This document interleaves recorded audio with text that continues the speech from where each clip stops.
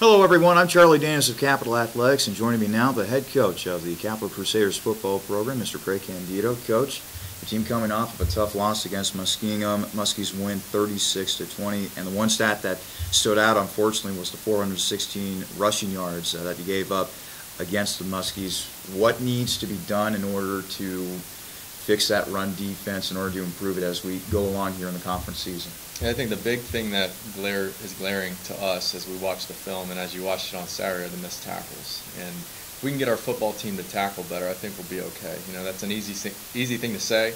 A lot of times we were right there in position. There were a couple of times we even fired the corner into the actual run play. We missed the tackle, and in talking to Coach Hood and reviewing the film, I think he told me that there were about 200 plus yards that were because of missed tackles that they gained. So you take that away, you tackle them when you need to. That's half of that rushing total right there, and usually we're the ones that want to be at 400 yards rushing, not the opponent. One positive to take away from that game, Nick Iske. He's only a freshman quarterback, but he had a decent game against Muskingum. 258 total yards, also 2 passing touchdowns. Again, he's only a freshman, but not bad for his first start at Capital. Right, not bad at all. And Nick's a very calm individual, understands what he's doing. You know, when I talked to him before the game about, I said, "Hey Nick, are you nervous?" And, you know, it's going to be natural. You're nervous for your first start, even though he did play some last week. It's different when you're the guy there. And he had told me, "Yeah, Coach, I am, but I know what I'm doing." And I would agree with Nick. He knows what he's doing. He's prepared for the situation. You know, he didn't have a whole lot of missed assignments out there.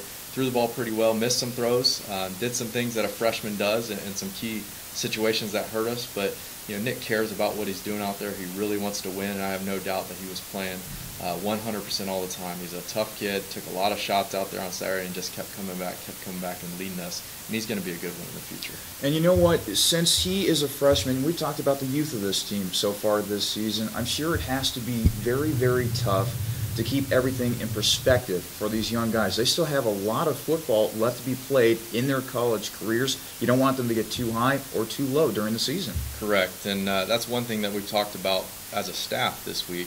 And we try to broadcast that across to our team, is keep everything in perspective. You know, it's easy to, when you lose a game, that, oh man, the world is falling apart. You know, we were 2-0, we had a chance to be 3-0, and we lost. We didn't play well.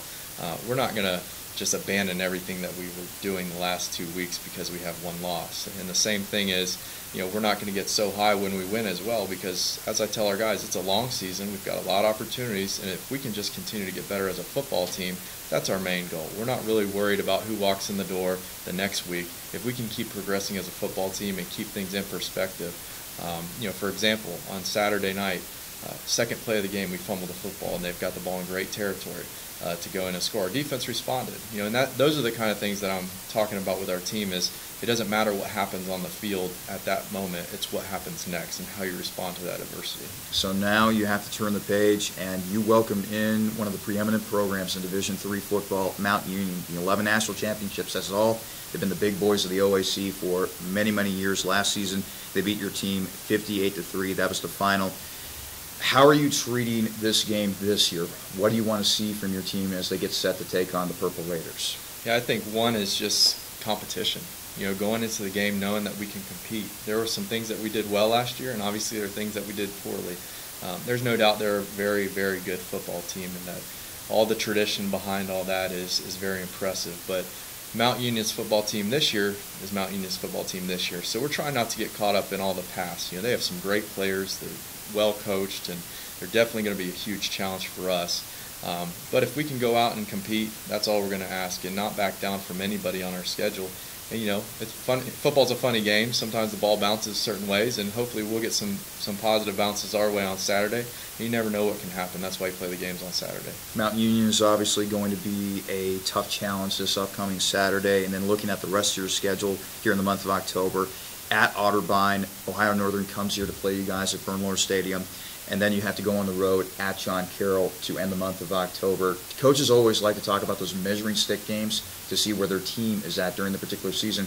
You have a whole bunch of challenging games coming up in the month of October. Right. Yeah, our league is very difficult. So October's not going to be a breeze for us. And really, if you look across the OAC scheduling, there are some battles out there, and we're in the midst of 4 of those in October, like you said. So, you know, continuing, again, keep it all in perspective and get better every single week. we just have to play one game at a time and see what happens. As being a young team, I think if we can continue to get better and grow as a football team and understand, one, this is a very difficult league. So just taking it every single step, every day, one play at a time, not worrying about who's at the end of October, because we do understand there are good football teams on our schedule. 2 of them are ranked in the top 10, in the nation. So it's definitely going to present a challenge. But I hope that by the time we get through October, we're a better football team than we are right now. All right, Coach. Well, good luck against Mount Union. Thanks so much for joining us today. Thanks, Charlie. That was head coach Craig Candeto. His Crusaders taking on the Purple Raiders of Mount Union this Saturday at 12:30 at Bernlohr Stadium. We hope to see you there at Bernlohr Stadium. A lot of purple will be in the crowd. Hopefully, a lot of Capital purple as opposed to Mount Union purple. I'm Charlie Daniels for Capital Athletics. We'll see you next time.